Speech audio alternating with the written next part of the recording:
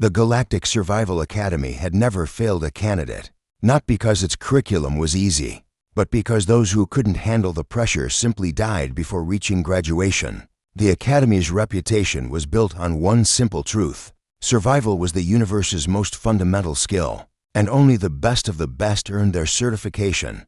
Ilanwa stood in the observation deck, her arms crossed as she watched the latest batch of cadets prepare for the infamous final trial. As a human representative and the Academy's newest instructor, she had heard all the whispers. Her species was soft, they said, too emotional, too weak to belong among the star's apex survivors.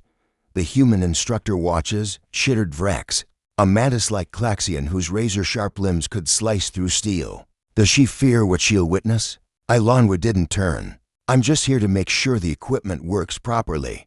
Below them, in a massive dome that simulated hostile environments, 200 cadets from 40 different species waited. Among them was Hercules, the only other human in this year's cohort. Ilanwa had tried to warn him about what was coming, but he'd simply shrugged with that infuriating human nonchalance.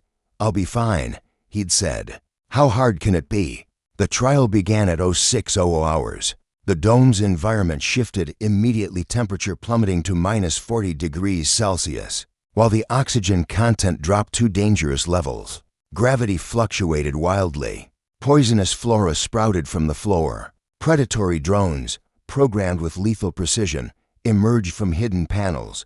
The cadets scattered, their training kicking in. A Thorian with armored plating curled into a defensive ball. A gaseous Nephilim dispersed into the ventilation system. A pack of Cadet warriors formed a coordinated hunting party. Hercules found a small alcove behind a synthetic rock formation, checked his oxygen reserves, wrapped himself in his thermal blanket, and promptly fell asleep. Ilanwa's jaw dropped. What is he doing?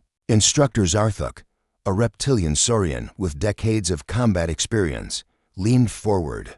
The human sleeps. During the final trial, his translator struggled to convey his confusion. That idiot, Ilanwa muttered. The trial intensified. Our 3 brought electrical storms. Our 6 introduced flesh-eating swarms. Our 9 unleashed psychological warfare hallucinogenic gases. That made cadets attack their own shadows. By our 12, only 60 cadets remained conscious. By our 18, that number dropped to 20-3. Hercules continued sleeping. Instructor Ilanwa, Zarthuk said, his voice tight. Your species member displays no survival response. Should we intervene? No, Ilanwa said slowly, a realization dawning.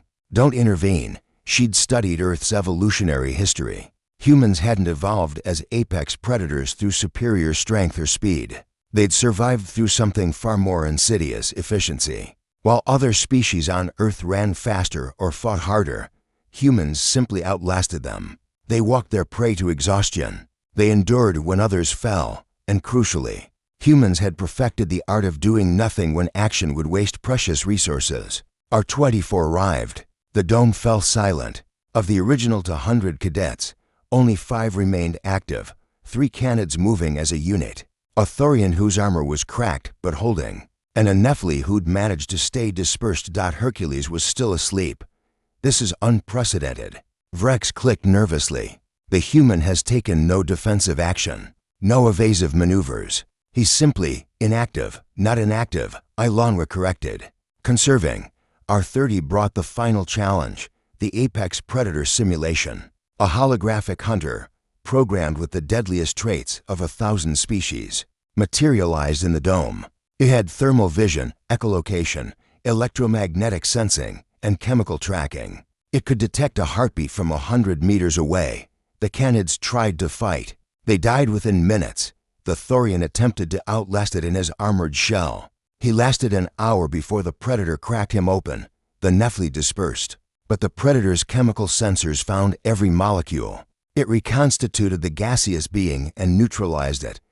Then it turned toward Hercules' alcove. The observation deck fell silent. Ilanwa held her breath. The predator approached. Its sensors swept the area. It moved past the alcove once, twice, 3 times. It couldn't find him. Impossible. Zarthuk breathed. The predator's sensors are calibrated to detect any life form within. within normal parameters. Ilanwi interrupted. Hercules isn't registering as a threat. She understood now. By sleeping deeply, Hercules had lowered his heart rate, his body temperature, his metabolic signature. He wasn't hiding from the predator, he was beneath its notice.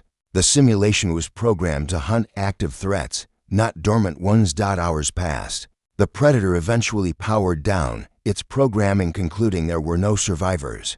The trial ended at our 40-8. Alarms chimed. Lights brightened. The dome's hazards deactivated. Hercules woke up, yawned, and stretched. He emerged from his alcove, looked around at the devastation, and walked calmly to the exit. The observation deck erupted in chaos. Disqualify him. Vrex shrieked. He didn't fight. He didn't strategize. He didn't even stay awake. He survived, Ilanwi said flatly. That was the only requirement. Zarthak was silent for a long moment. Then, to everyone's shock, he began to laugh, a deep, rattling sound that echoed through the deck.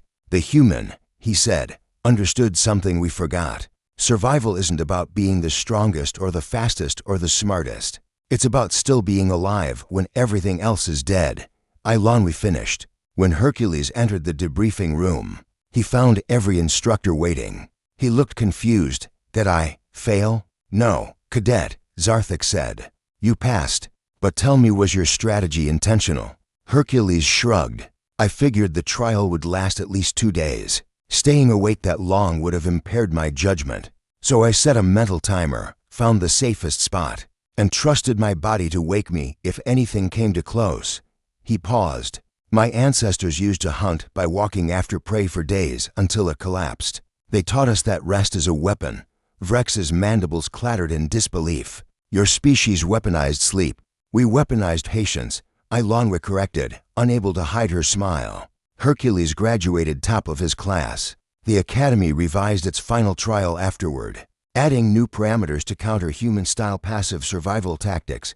But it didn't matter. Humanity had already proven its point. In a galaxy of warriors, hunters, and apex predators, humans had perfected the most dangerous skill of all, the ability to do absolutely nothing and still win.